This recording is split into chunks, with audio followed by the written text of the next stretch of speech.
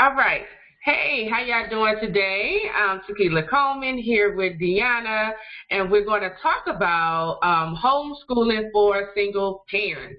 So we're going to talk about how to get started with homeschooling for the first time. I'm super excited, okay, because I reached out to, y'all will hear me call her D, but you call her Deanna.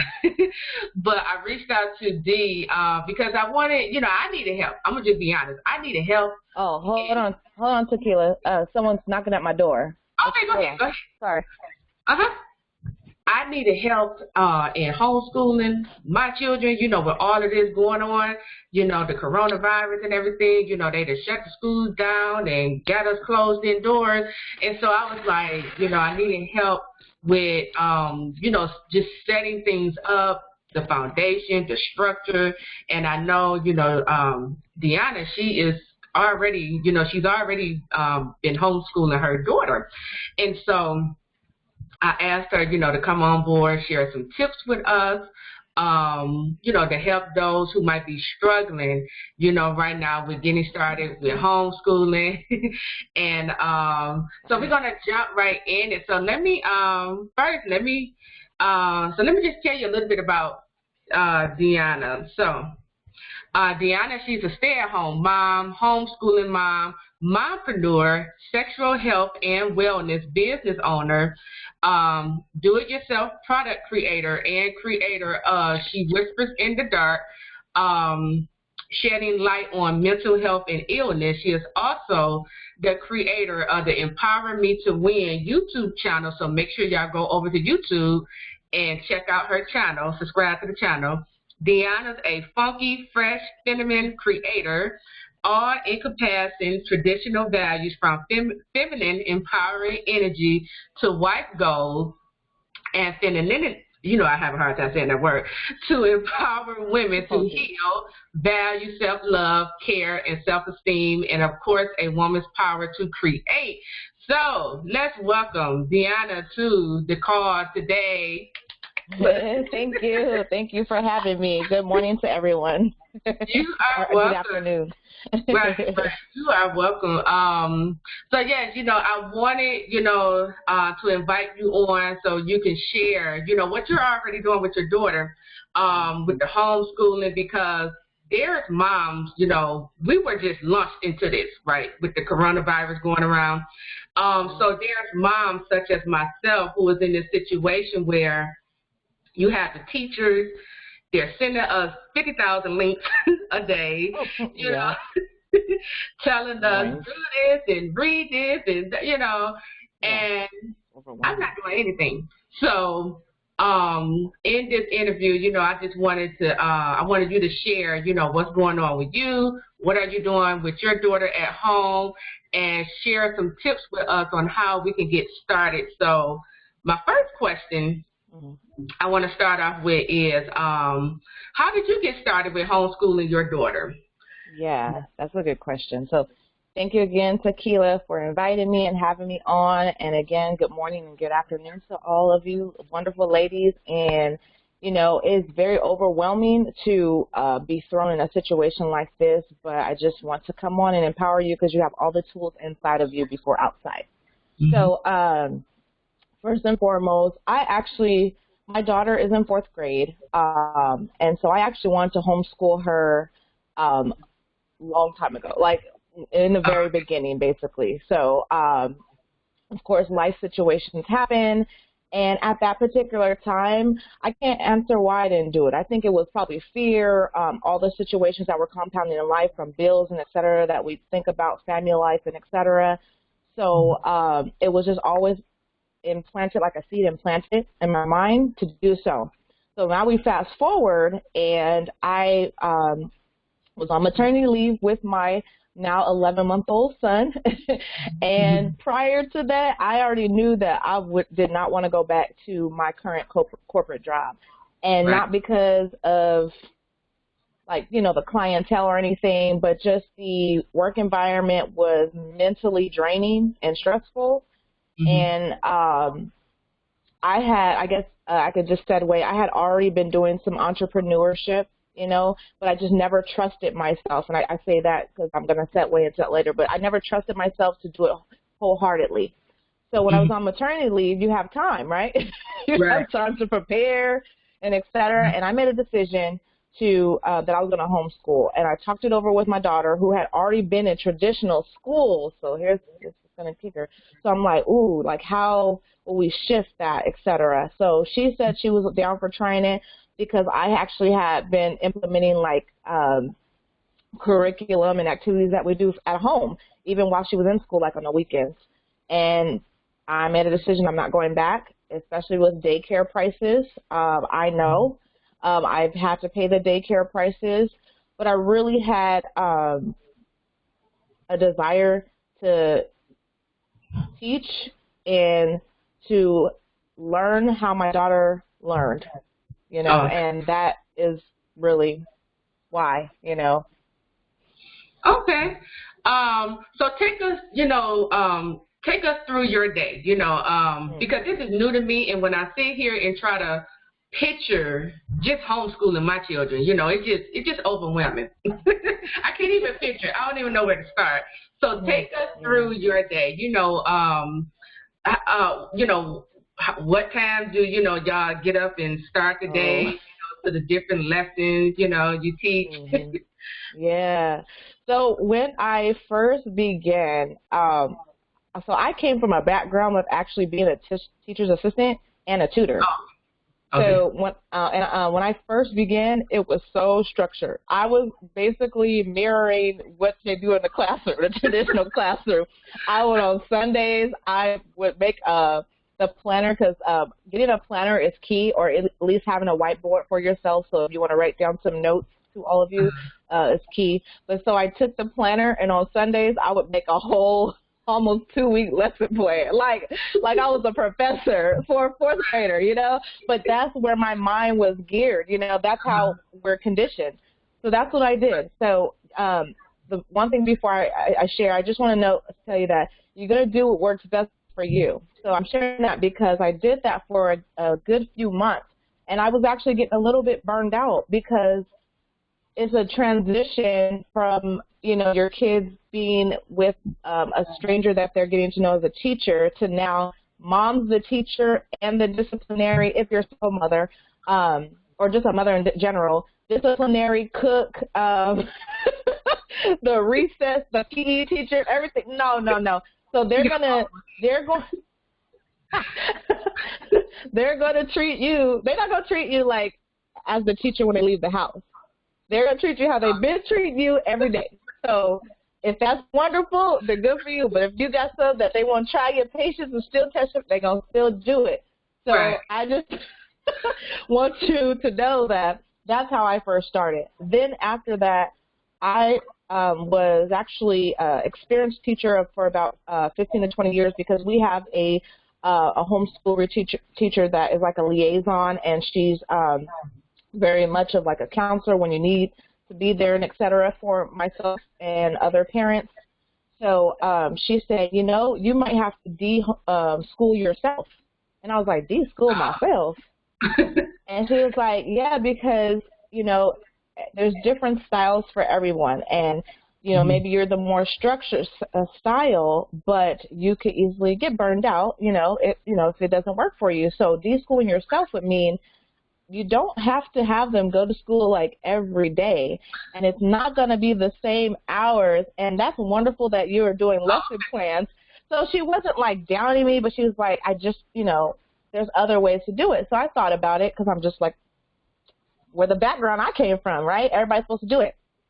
And quickly I found out that my daughter wasn't telling me everything that was going on in school, because I learned, you believe that you know everything about your children and how they learn, but when you get a chance to actually be with them 24/7, you open your eyes, because a lot, like my eyes will have the shutters of responsibilities and time management and all that wonderful stuff.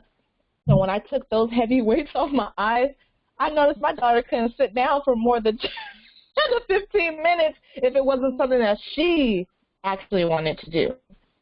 And instead of getting frustrated, I learned that's okay. So a couple of ways. If you are structured, and that's just a little bit. So if you are structured, yeah, you can write a lesson plan.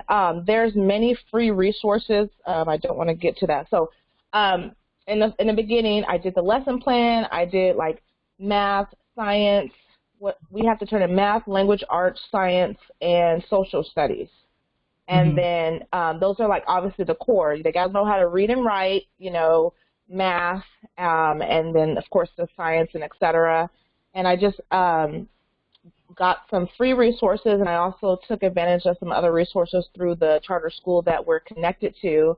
And in the beginning, I would get up at the same time by 8:15, because at this particular time, my babysitting job or the daycare in progress was getting, together. So I would do like calendar time, circle time, and then I have a whiteboard, which I love whiteboards. It's my favorite for instruction. So, and you don't spend a lot of time like you would do in a classroom, because remember, traditional classrooms are kind of set up kind of like daycare, so we can go to work, because instruction is probably only 2 to 3 hours of that, and then the rest is like tutoring, practice, recess, and et cetera. So if we fast forward now, I actually also another option is try to let them pick out the subjects that they like. Okay. And build on those too, right? Okay. Also, there are free app programs like Reading Eggs. Well, they're free like temporarily. Math Seeds. Khan Academy is strictly free. But I think Reading Eggs and Math Seeds allow assessments. So you can, they could take a little assessment task, practice, and then you can see where they're at, and that it will it will cater to where they're learning. Also, as you said in the beginning, if you have a teacher that is doing due diligence, because I want to commend the teacher if they're actually telling you here, go here, and help explain it a little bit. But I would say follow the rubric that they're giving you, because we don't know how long we're going to be in this coronavirus thing, and you want to make sure your child kind of stays on track. And I say this, I'll explain why I'm doing the quotations later, but stays on track for the rest of the year. So reach out to that teacher if you have questions. It's okay. They're bombarding you because they're fearful too, because they know that kids are going to be left behind if they don't continue. But we also don't want to like overwhelm everybody, yourself, the child, and the teacher. So those are a couple of things without me going into the next question, I think. Okay. Because you know what, I'm noticing, I think my 6-year-old teacher, I think she read my mind, because I was about to inbox her on the app and ask her, because I'm the type of person, I need you to tell me, okay, do this. Work with him on reading, like I that's how I work. But I'm noticing now she's taking it, now she's sending us one thing to do at a time. Yeah. So she went from sending 50 links to, okay, one assignment. And it works, Yeah. And that does, because you do need to, like you said, hone in some of it. I need specifically what to do right now, because so I would just encourage you all to remember you are the first teachers of your children, but the way our society is set up, it's caused us to work outside of the home so much. And not many of us are as fortunate to be able to stay home, or maybe we don't want to, it's still a choice, but stay home and really learn our children. So this, of course, I apologize, is overwhelming. So I commend that teacher for doing that, because I'm sure she was overwhelmed too. And then I suggest to you with that too, instruction is not 8 hours. I stress that, okay? With a child, well, they are someone that is, 0 to 5, 0 to 6, 0 to 7, their attention span, because you're with them at home. So you want to be as encouraging. If patience is not your number one attribute, you want to be encouraging and positive, affirm. So if you were giving the reading assignment, look at the assignment, and then say, okay, we're going to do this assignment, but then ask, what's your favorite book? and then maybe read that together, and then talk about the characters. And then if the assignment's like telling you to point out certain words, start with sight words. There's so many free, you can Google sight words. I have flashcards as well too, like I, am, and certain things like that. But 15, 20 minutes. And then if you want to move on to the next, great. Or if you want to move on to an activity because you know your child is like going over, okay, well, let's do circle time, or let's play. Incorporate like flashcards. You could just draw them on stuff. You don't spend money. I'm going to tell you, I spent money. There's no need to do all that, okay? Because these kids, this stuff gets torn up. But I'm sorry, I thought I moved this stuff. But yeah, so you could turn like if they like to play with blocks, you could take the flashcards and tape the flashcard or the cue cards and write the word on it, dog, on the block. Oh, okay. And they can be playing with them like that, you know. There's so many games. There's so many games. The color games. You could take if you have laundry baskets and you want to do 4 or 5 colors, or just diaper box. I have diaper boxes because my baby's still in diapers. So take the diaper boxes, but like get some construction paper. If you don't have construction paper, guess what? Guess what? Resourceful. You got markers? Get a red marker and color in that piece of white paper. Right. Tape it to the boxes, right? Okay. If the baby has blocks or something, or their favorite car, we're going to throw the car in the red box. Or we're going to match up the cars. If he has a red, green, yellow, blue car, you label the boxes the same. Okay, so this yellow car, what box does it go into? And that's just for the 0 to 5 and up, you know. But Mango languages, there's reading eggs, math seeds, vocabulary city, Khan Academy is a big one, and education.com. There's so many. There's so many. And again, I know Taquila will reiterate this, but if you have any questions, empowermetowin at gmail.com is my email, and I save everything that I look up, and I can always forward information, and it's empowerme, the number 2, and win at gmail.com. I'm sorry. Go ahead. That is, you know what, that is great. I like the fact that you said, you know, how we can, you know, put the colors on the box. Yeah. Because, you know, kids, they make everything out to be a game. And the other problem I'm sure most mothers are having right now with the kids being at home is they're just getting into everything, you know, like. So that would keep them busy, you know, and it's fun, you know. So I like that. Now, you were saying certain things, and I want to, because I don't know, this is new to me. I want you to just tell us what it is, because you said purple time, circle time. So what is that? So I do circle time. Like, I come from that assistant. I worked at a school before, so I know that structure and repetition is uber important to especially the 0 to 5. So I would do circle time. So at 8 o'clock, like most of the babies would be here. It was my my nephew and another child, and then, you know, my little son and Hannah, my daughter. And so I have this huge calendar. I got off of Amazon for like $16. It has the days of the week and et cetera. So basically, circle time is about, 10 to 15 minutes, maybe 10 minutes, because, you know, they can't sit that long. But I'm very interactive. It might not look like it, no, I'm just kidding. But I like to clap and dance because I know songs and are very attracting to children that age. So I would do like Sunday, and I got some songs from YouTube, from Hopscotch YouTube channel. So like I would do the days of the week song, I do the month of the year, we'd count the days of the week. This is all in circle time. Even in the beginning, we might even have a good morning song or something like that. And when the kids see you do that, they be looking like, but when they get used to it, they're excited, and they will remind you if you don't do it right. Or or if you're not feeling it. They're going to be like, good morning. Like, they will come in, good morning. So, and I mean, let me tell you how So that's circle time. Circle time is encompassing like a good morning, or even during the afternoon you could do circle time. You know, you could have a tour that they share. And this, again, this is for 0 to 5, their favorite block, or talk about shapes. And remember, it's not a lot of wording for 0 to 5. It's like show me and tell me and match it and let me feel it, you know. Now, when it comes to the older children, my daughter loves to help with circle time, but we're not doing circle time.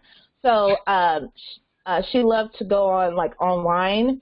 She loves the whiteboard. Another thing I love about homeschooling is that when you're in traditional school and you're learning a lesson, you better get that lesson in about 1 to 2 days, probably not even 2 days, so 1 day.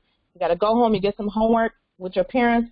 We looking at the core math like, what? I don't know what you're talking about. But when you're at home, you have the option, if your child needs, like we're doing long division and we're doing fractions right now, I can simplify it, take longer if I need to, do different ways, watch a video. No one's telling me, okay, she better have it by Friday, the end of the week, you know. Right. And then I get to create my own test because I'm seeing what she's having an issue with, you know, and she's 4th grade. We even tried, what is it, exponential powers, and I just learned that was like, I guess they don't do that till the 5th or 6th grade, but I have the leeway to throw something that I guess you would call higher education or whatever, but into that mix, and she can get used to it. So that was circle time, just to answer your question. And it's fun. Let me tell you, my baby boy, we were doing it so consistent that when we were singing, we have this Days of the Week song, and we had this science, the planet song. When he hears this song, he claps and gets busy. And when he goes to the calendar, I kid you not, even now, he reaches towards the calendar.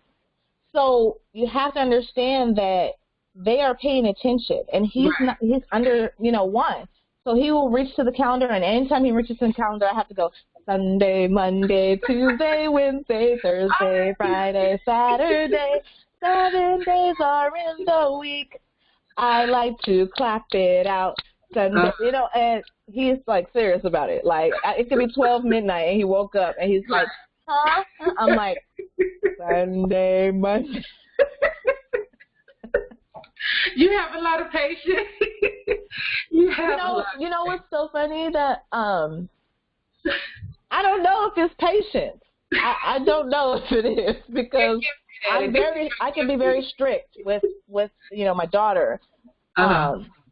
So I just think it's just for me, it's being able to let go and touch the inner child in me, because I am strict. I got a strict background, the tequila.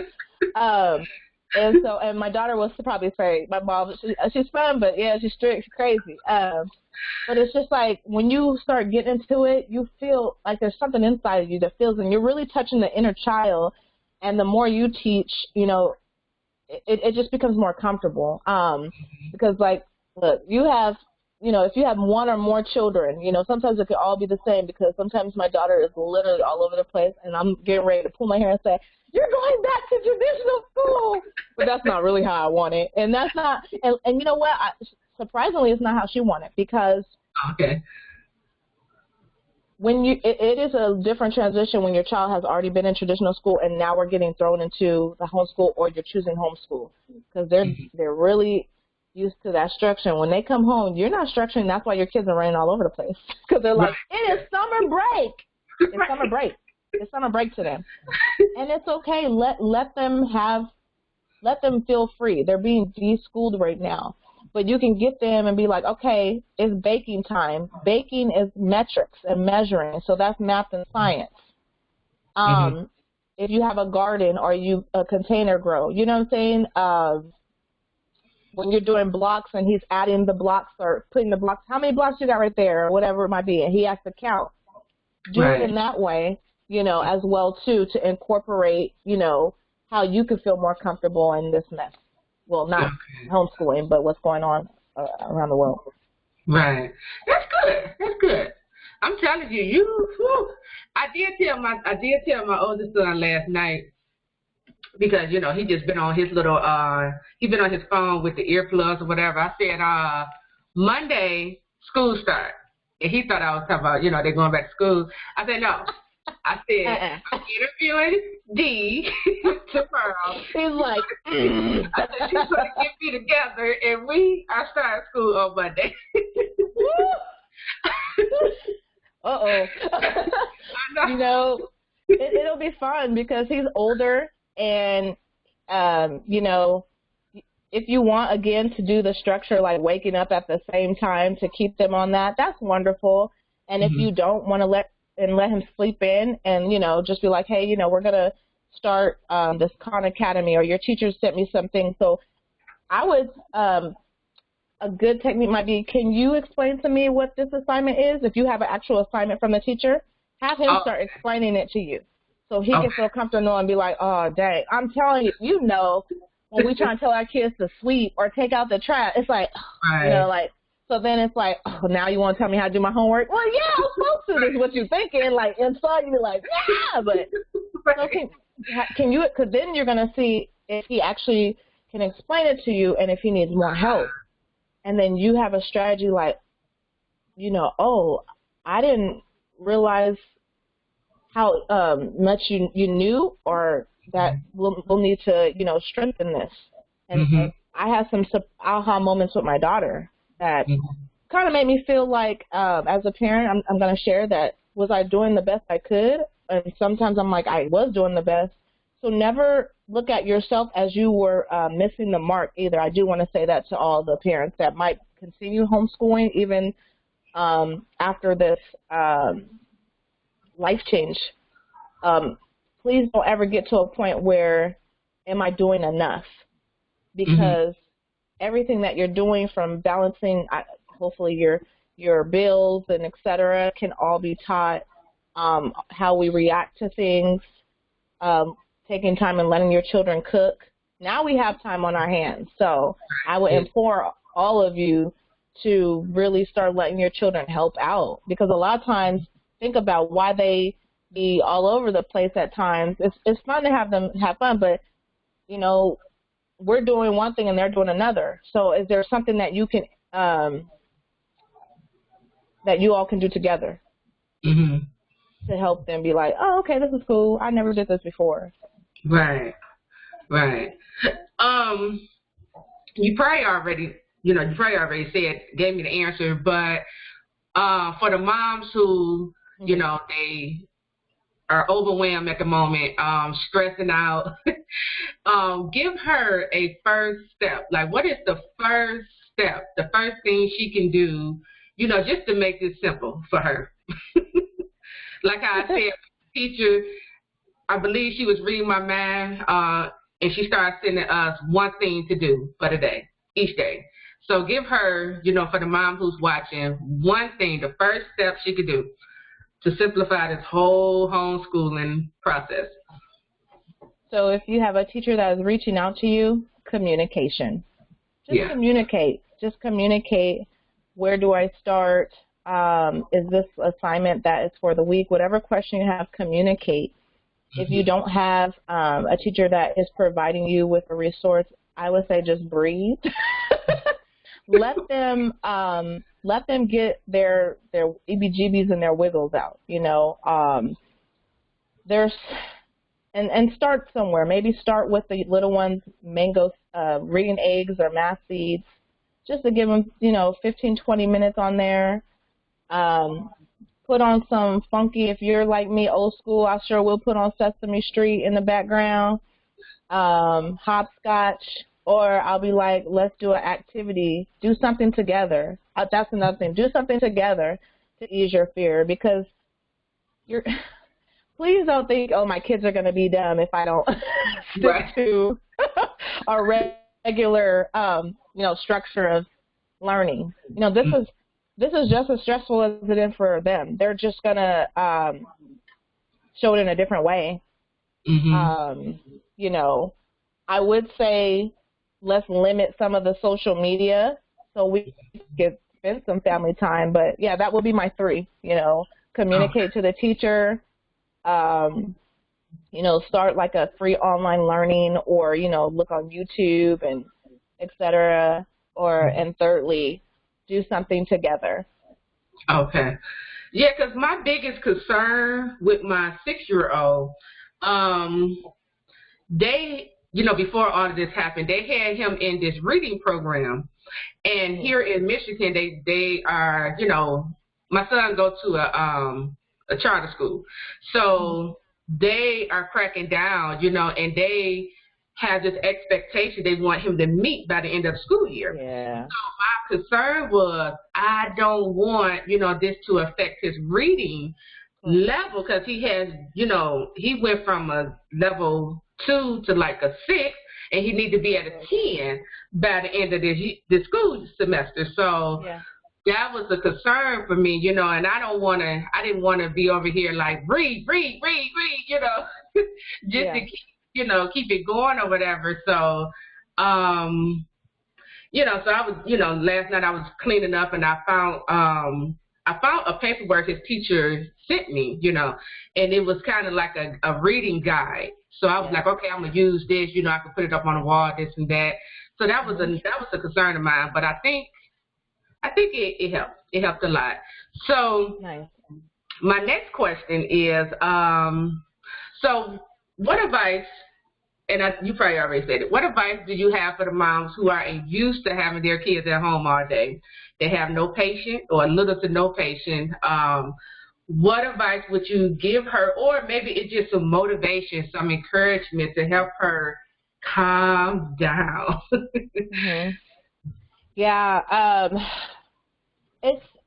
I know it can be challenging, especially for those who are having to bring their workload home and to get that quiet space. And, sometimes we don't always have help. We're it.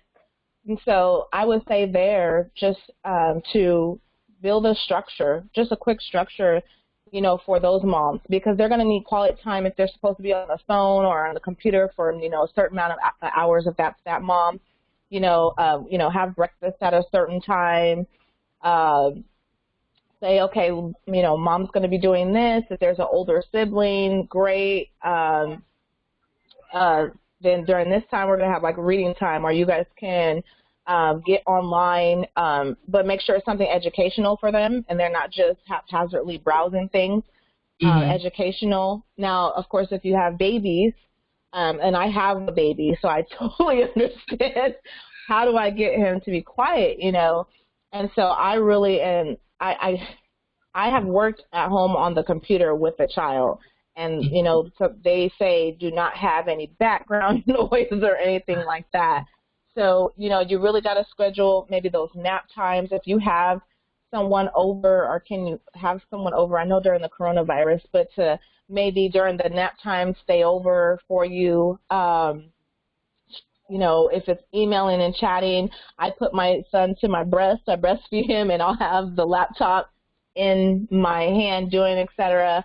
But I would just say, just take your time, don't get so frustrated, and allow the kids to be children. Just make sure they're doing something educational. So if they are online, then reading aids, math seeds, et cetera. Schedule a time to break from your work. So if lunchtime, like 11:30 or noon is the time you can break from your work, eat lunch with them. Everybody gets to kind of relax and talk about, so what you guys been doing today? Like, tell me what's been going on. How's your reading going, or whatever it might be doing. So get interactive with them so it can kind of calm things down. And just make sure you're communicating with them too. Okay, I'm going back and I got 3 more hours to do this and that. And then we'll play a card game afterwards or something like that. Just making sure we communicate with our children just as we will communicate with our coworkers and our managers if we have those while we're at work, because they need to know what's going on as well too. That's all. Okay, good. Well, you gave some advice, great tips. I have, just from listening to you, I have a different perspective now on how to go about homeschooling, because I thought I had to turn into the teacher. Okay, so Yeah, you gave some Well, you great. are the teacher, rather. You are the Right. teacher. Yeah. Mhm. Right, but I had in my Yeah. mind, okay, because my oldest son, he gets up at 5:30 in the morning. He has to be at school by 6:58. It's so crazy.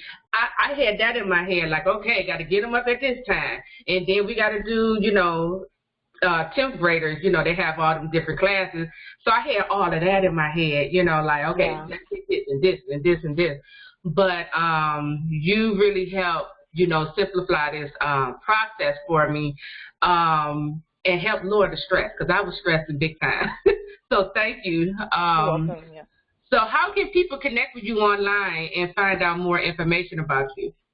Absolutely. So I do have a Facebook page, and it's at my first name, DIONADEE, last name M as in Mary, CCLAIN as in Nancy.